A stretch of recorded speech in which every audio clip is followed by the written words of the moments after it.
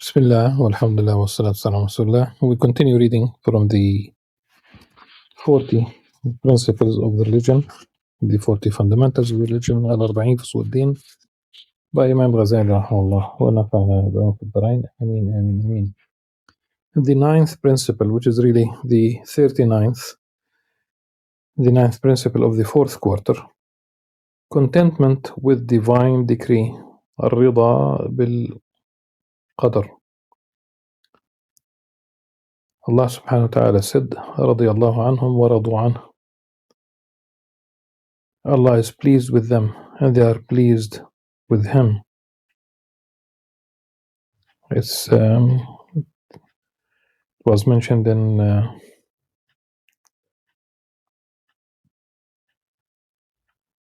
probably in 4 places in the Quran.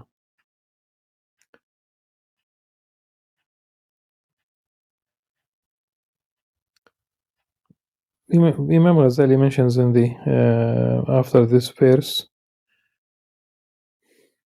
many traditions. It seems that all of them have weak chains of narrators, but we'll mention them and see how at least we'll get the something from the meaning despite the weakness of the chain of narrators. If Allah loves a slave, He tries him as in trial. If he is patient, He draws him near, and if he is content, He chooses him. Another tradition: worship Allah subhanahu wa ta'ala with contentment. If you cannot, then there is much good in patience with what you dislike.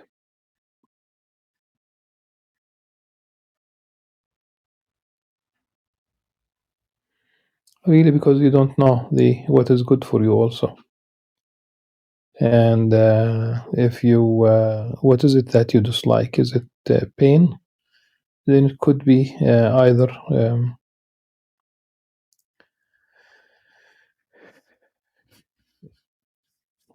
as a result of if you are patient, really, in this case, as an example, if you are patient, it's going to be a good deed for you. It could elevate your status, and the result of which could also wipe out sins.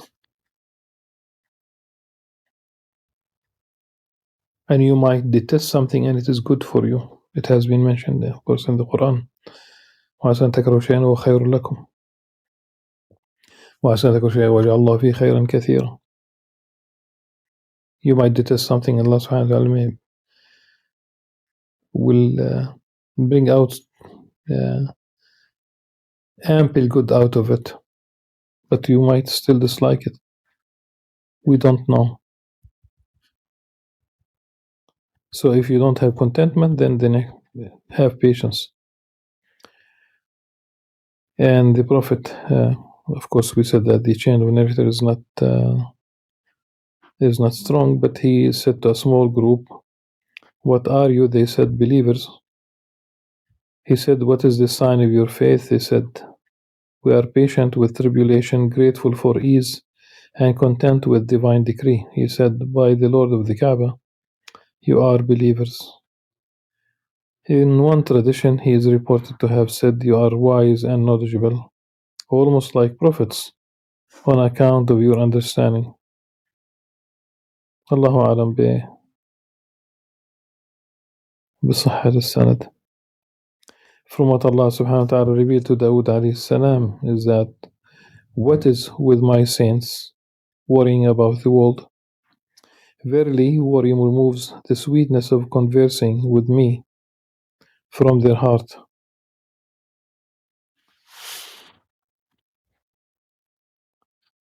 Verily, my love for my saints is that they are spiritual and not distressed. Another tradition, Allah subhanahu wa ta'ala said this, despite the weakness of the chain of narrators, this would be classified as Qudsi, because here Allah subhanahu wa ta'ala says, I am Allah, there is nothing worthy of worship except me. Whoever is not patient with my trial, is not grateful for my blessings, and not content with my decree, then let him seek a Lord besides me. And in the next one, Allah subhanahu wa ta'ala said, I created good and created people for it. I created bad and created people for it. Glad tidings to whomever I created for good and facilitate good at his hands. Woe to whomever I created for bad and facilitated bad at his hands. And woe to whoever says why or how.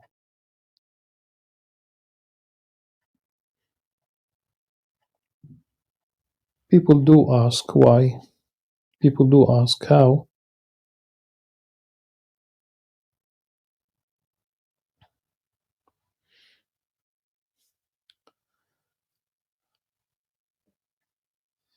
There was a story about, it's a very new story. A young Italian woman who was Catholic and she became Muslim. Her father committed suicide when she was 3 years old, and her mother became alcoholic. And it's an amazing thing that out of all this tribulation and context, definitely there's nothing positive in such a, disintegrated family, and a father that rather than face the challenges of life, he chose to take out his life. He committed suicide. But she asked why. She did ask why. And down the road, she became Muslim in her search for the answer.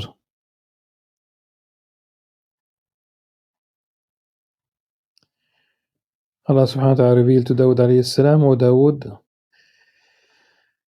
you want and I want, and only what I want is to be. If you submit to what I want, I will suffice you with what you want. If you do not submit to what I want, I will tire you with what you want. Then there will not be anything except what I want.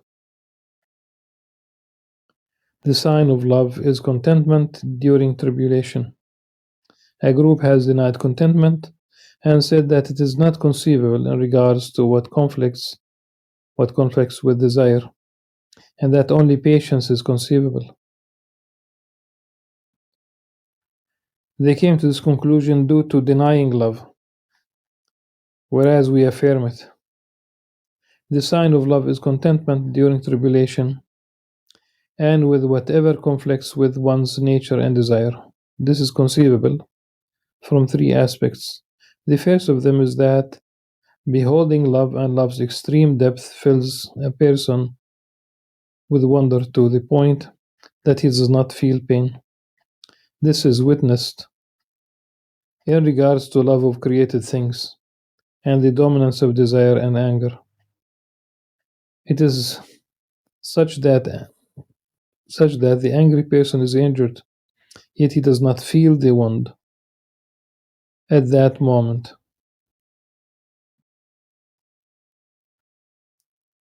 Similarly, the obsessed person's foot is pricked by a thorn, yet he does not feel it.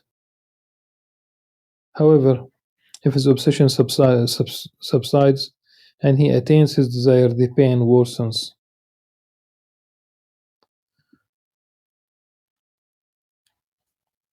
Of course, the explanation would include, pumping adrenaline into, at moments of stress, danger, and what have you. If you can picture a slight pain being numbed with a little bit of love, You can conceive of much pain being numbed with strong, far-reaching love. Indeed, both love and pain are subject to increase and severity. This may be conceivable in regards to passionate love that derives from inclination toward a form made up of flesh and blood and filled with nastiness and filth. And insofar as you perceive with an external eye that is dominated by error, such that you may see something big as small, something far as near, and something ugly as beautiful. But how then is it not conceivable in regards to seeing the beauty of the divine presence and eternal majesty, whose end or deficiency is inconceivable, and insofar that it is perceived by the inner vision, that according to its people is more true and clearer than outer vision.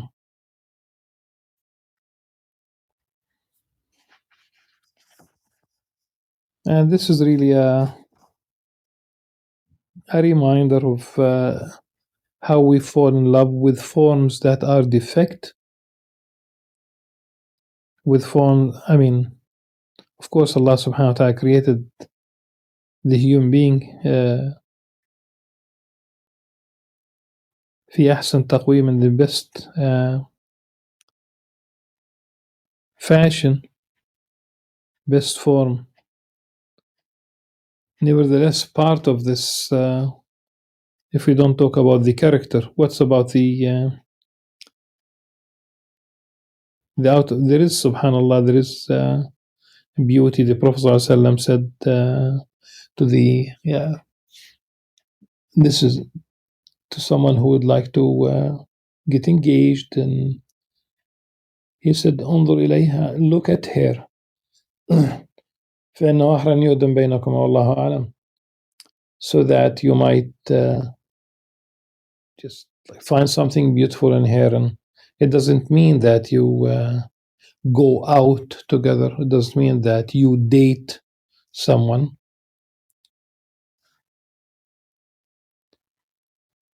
That's not the case. But there is some,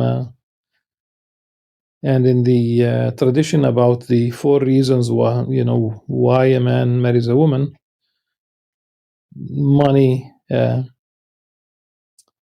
family, beauty. So beauty is one of them. And a woman might simply marry someone because he is handsome. But you would live with the character much more than the form. The form is going to go away. Muscles today, maybe an obese person later on. Beauty today, and then old age will sink in slowly. It's the character.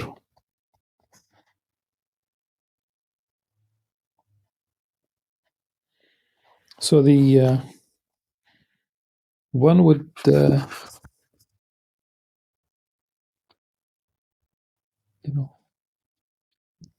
love of Allah subhanahu wa ta'ala compared to this love that we fall for makes more sense, and as Imam Al-Ghazali argues, beauty, eternal beauty, eternal majesty. On this basis, Junaid rahimahullah said, the famous Sufi, I said to Sari Saqti, again, he's radiallahu anhu, another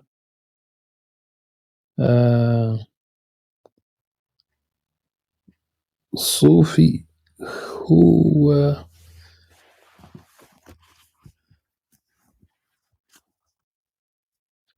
could be his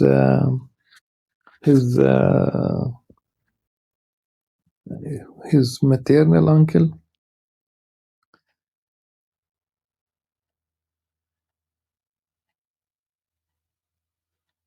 So he said to him, does the lover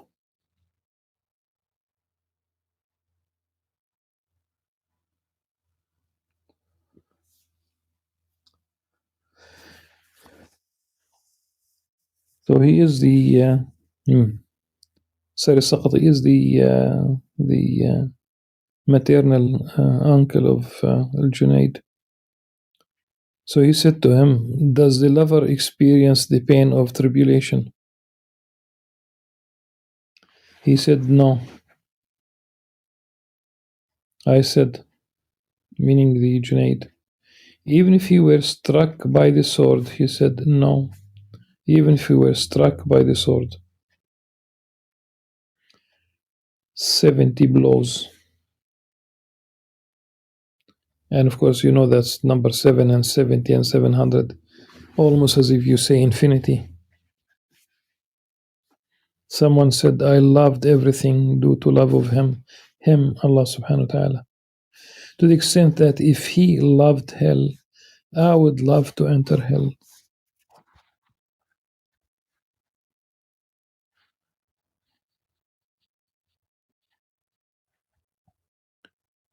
Umar ibn Abdul Aziz, and they say he's the radiyallahu anh.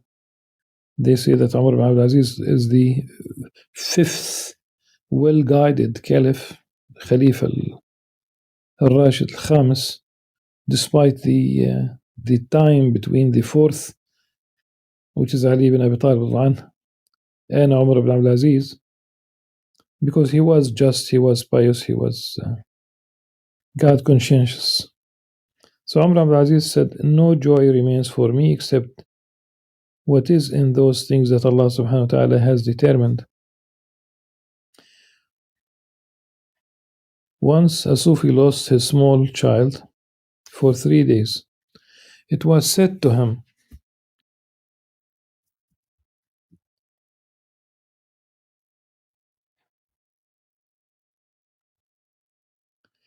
if only you ask Allah subhanahu wa ta'ala to return him to you, to return his son to you.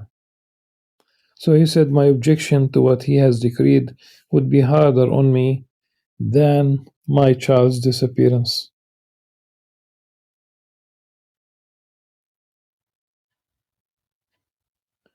But let's ask the question, is it objection?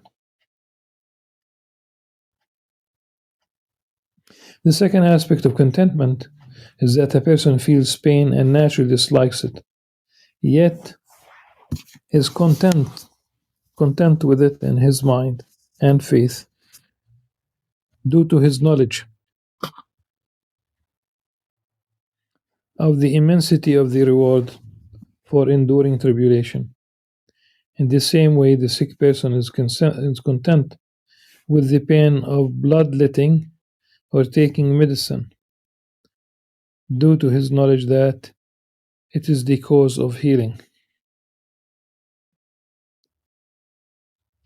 To the extent that he rejoices at the one who directs him to the medicine, even if it is disgusting. This reminds me of when people go to annual checkup or before being admitted to a hospital or what have you. Sometimes they suffering from something, so they go to the lab and blood work. So the lab technician will withdraw blood, and though the quantity is relatively small, people are bothered by this, except that the prospect of being healed or that this is important for their health makes them tolerate really this process. Likewise, the merchant is content with the hardship of travel, despite its being contrary to his nature. The likes of this is also witnessed in regards to the ephemeral matters of the world. So how can it be denied in regards to eternal happiness? It is narrated that a woman fell so violently that one of her nails came off, but she laughed. She was asked, "Do you not feel agonizing pain?" She said, "Indeed, the pleasure of its reward removed the bitterness of pain from my heart." The I think it's the husband. Yes, here it is dropped from the from the translation. Uh, she's the wife of Fath al-Musili.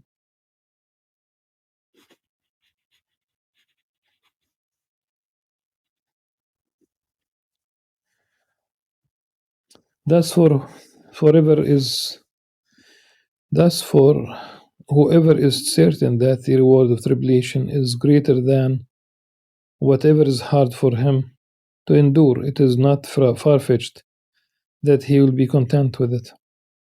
The third aspect is that a person believes that Allah subhanahu wa ta'ala has a subtle wisdom, or better yet, subtle wisdoms behind every wondrous thing. This removes from his heart any objection through asking why or how, such that he does not wonder at whatever happens in the world by way of what the ignorant person might regard as offuscation, confusion, and deviation from what is right. This person knows that his wandering resembles that of Musa alayhi salam about the Khidr when he damaged the orphan's boat.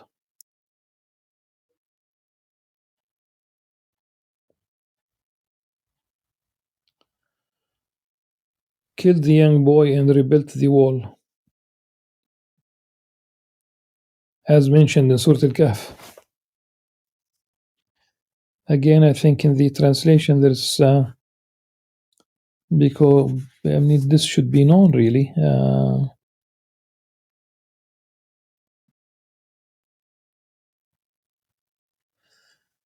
Yeah,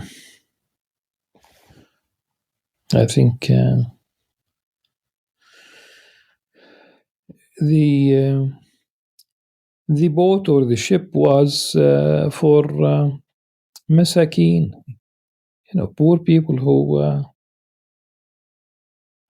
who needed that boat really. The orphans, the wall, and rebuilt the wall um, for the orphans,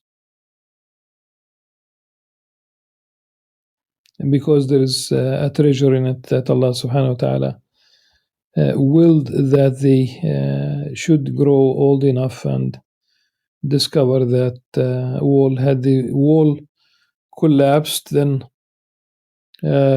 some people would take it. So the translation needs to be adjusted. When Al-Khidr revealed the secret of what he had been made privy to, the wonder of Musa subsided. His wonder was based on what had been hidden from him of these secrets, and thus are Allah's actions, subhanahu wa ta'ala. An example is what is related about a man among those who are content. He used to say about whatever afflicted him, the best is in what Allah subhanahu wa ta'ala has determined, has decreed. He was in the remote desert with his family and had nothing but a donkey to carry his tent, a dog to guard him, and a rooster to wake them up. A fox came and took the rooster, so his family was saddened. He said, "It's all good." A wolf came and killed the donkey, so his family was saddened. He said, "It's all good." When the dog was afflicted and died, so he said, "It's all good." His family was amazed at this, until one day they awoke and everything around them had been captured and their children enslaved. Their locations were known because of the rooster's voice, others because of the dog's barking, and others because of the donkey's braying. He said, Now you have seen that the best is in what Allah subhanahu wa ta'ala has determined.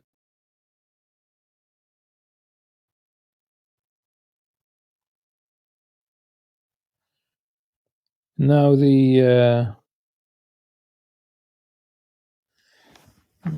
there's just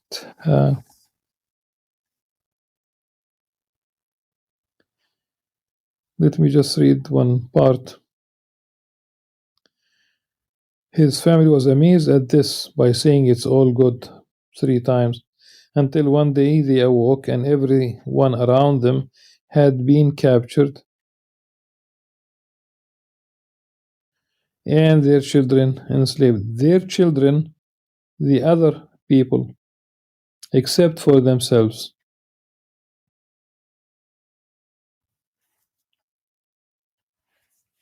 Because these animals and bird, if you will, revealed the place of those people, of the other people. So practically, the fact that they have lost the rooster and the donkey, and the dog died, then no animal or bird basically would tell about their presence at night. This is really definitely the context is about night, though it is not mentioned.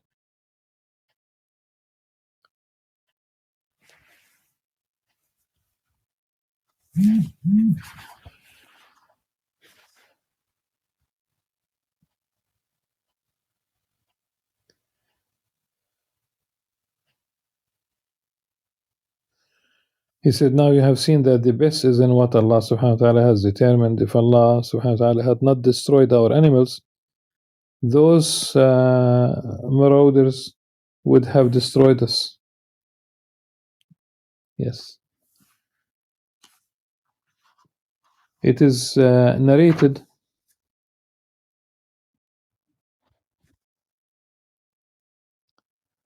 that a prophet used to worship in a mountain that was close to a well.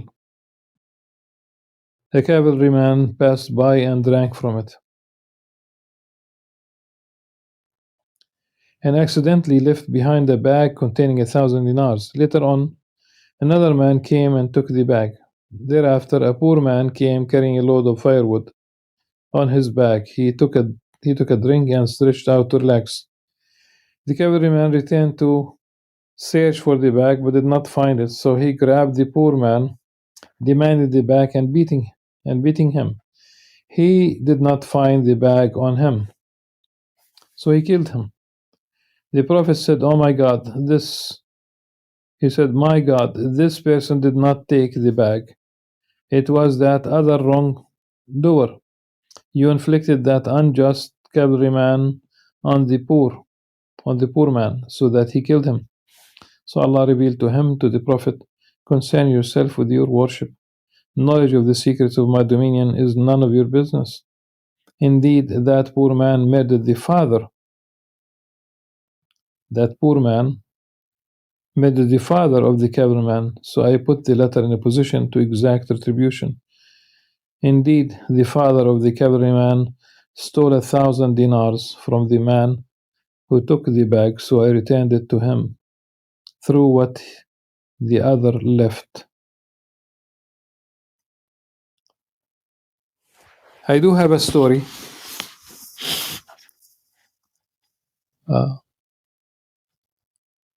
And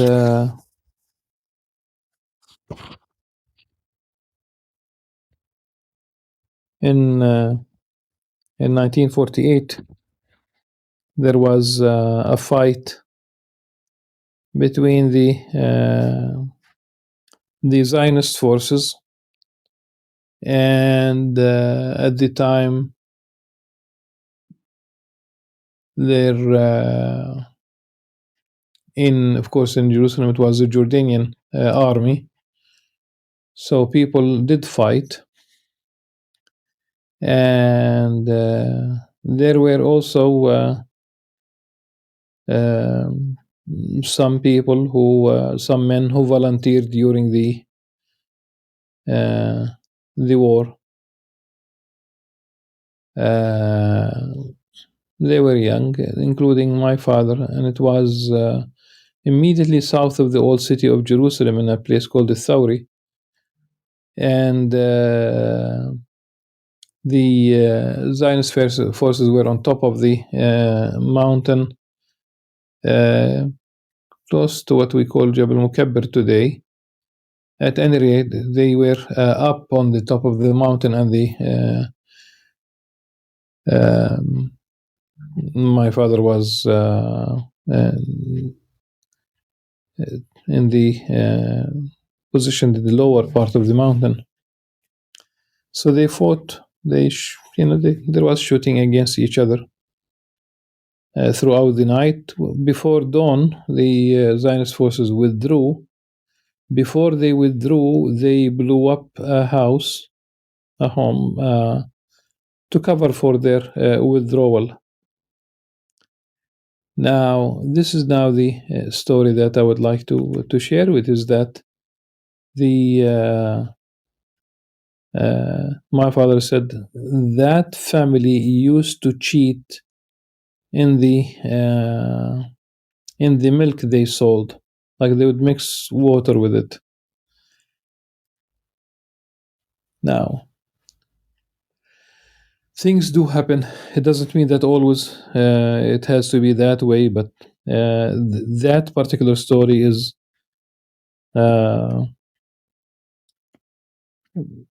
it's close to the spirit of this poor man who killed the father of the cavalry man, and he was put in a position where he killed him as retribution. Whoever is certain about the likes of these secrets does not wonder at Allah's actions, subhanahu wa ta'ala, but at his own ignorance. He does not say why or how. He is pleased with whatever Allah has planned in His dominion. There is a fourth aspect that is derived from pure knowledge of generosity and wisdom, and how the appropriate causes are ordered to fit the effects. This requires knowledge of the primary decree, Al-Qada al-Awwal, which is like the blink of an eye, and knowledge of predetermination, Al-Qadr, which is the cause of the details of the decree being manifested, and which ensures that they are ordered in the best and most complete way, such that it is not possible for them to be better or more complete. If details of the decree were stored up, it would be stinginess, not generosity or inability that conflicts with omnipotence. Behind all of this is knowledge of the secret of predetermination. Whoever is certain of that, his conscience does not contain anything but contentment with everything that comes from Allah subhanahu wa ta'ala.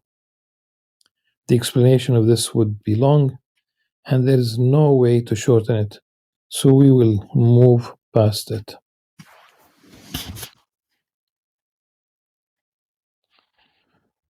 How to combine contentment with Allah's decree and hatred of the people of disbelief and disobedience. Perhaps you say, how do I combine between contentment with Allah's decree subhanahu wa ta'ala and hatred of the people of disbelief and disobedience, since I have been legally obliged to practice it, and yet that is Allah's will for them subhanahu wa ta'ala.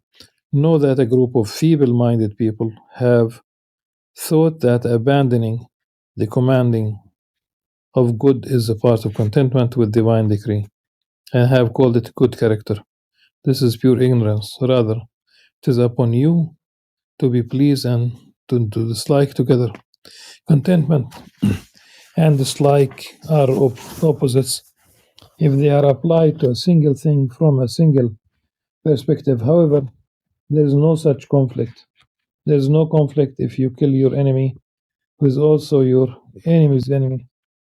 You are pleased insofar as he is your enemy, yet dislike it, insofar as he is your enemy's enemy. Likewise, acts of disobedience have two perspectives. They have a divine perspective insofar as acts of disobedience are Allah's decree and will.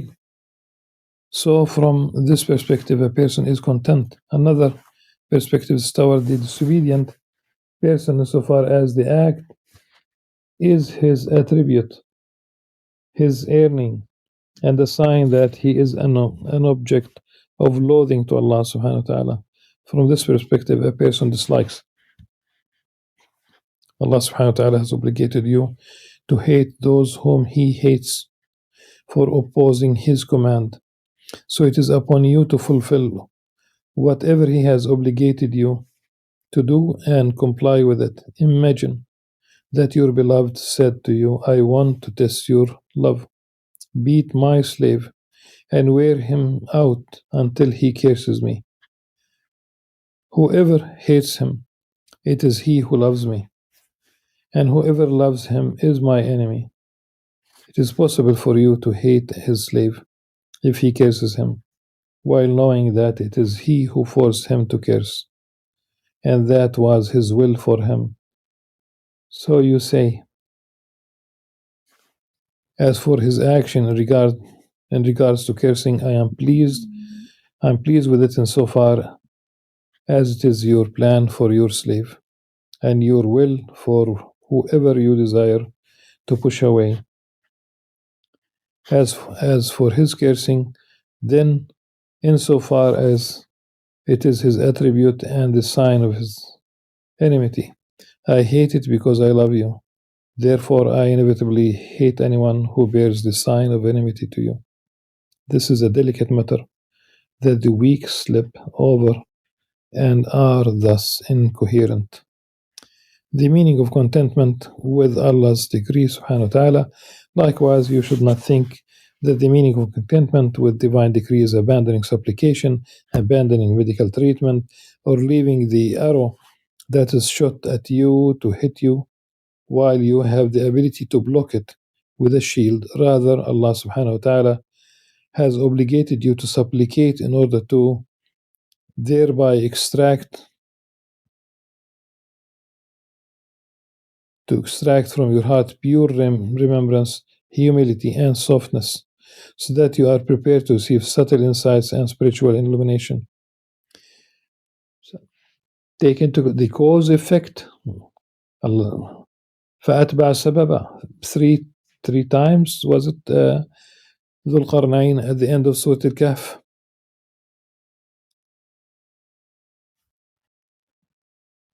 Amid contentment with his decree is that a person seeks means to what he loves through pursuing whatever he made a means to it. It also involves abandoning the causes of opposition to his beloved, Allah subhanahu wa ta'ala, and conflict with his pleasure. Thus, it is not from contentment that a thirsty person refrains from extending his hand to cold water, claiming that he is pleased with thirst, which is Allah's decree, subhanahu wa ta'ala. To the contrary, it is from Allah's decree, subhanahu wa ta'ala, and His love that thirst is relieved with water. Nor is that which entails transgressing the bounds of sacred law or leaving off concern for Allah's sunnah in the first place from the contentment with divine decree. To the contrary,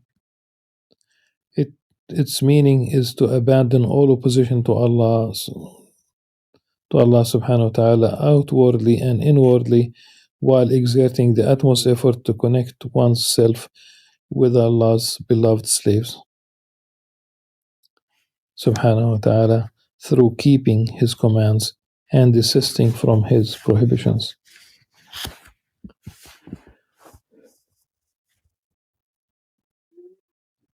So, rida, contentment with divine decree, does not mean that you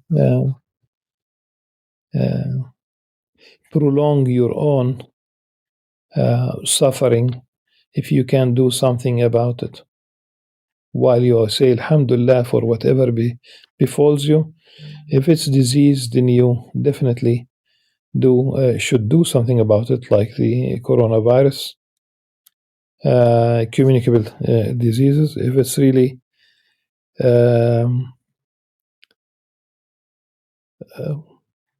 famine, then you should do something about it.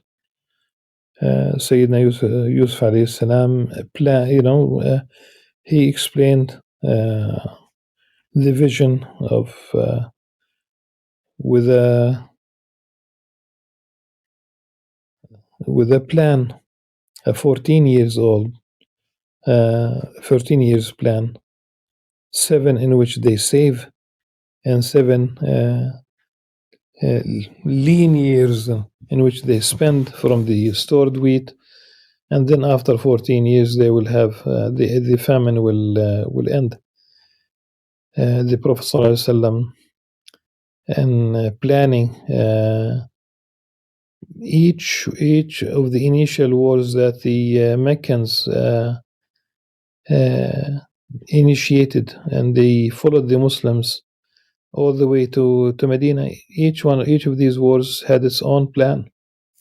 In Badr, he asked his companions, and they told him to be in front of the water springs, because the Meccans will be coming, traveling on their animals and walking probably from Mecca to Medina. They will be thirsty, their animals will be thirsty, so they they filled the springs with stones, and they were in front of them. In the Battle of the Trench, they literally dug a trench surrounding Medina, I think probably on 3 sides. And the Battle of Uhud, it was a total different plan, military plan. And I remember about the companions who failed to fulfill the orders of the Prophet commander. Remember the story of the archers, whom the Prophet ﷺ warned not to descend from the hill where he asked them to be, where he stationed them. And they thought that the war ended, and then Sayyidina Khalid al-Walid, who was not a Muslim at the time, went around, and that led to the Muslims losing the battle. So economics, you take action. Politics, you take action. Military, you take action. Whatever is the health, you take action. Whatever is the case, that's not against contentment, as Imam Al-Ghazali concluded. Well, done with 39 principles, 39 fundamentals. Inshallah, tomorrow we'll deal with the 40th. Until tomorrow, subhanakallah wa bihamdik. نشهد أن لا إله إلا أنت. السلام عليكم ورحمة الله وبركاته.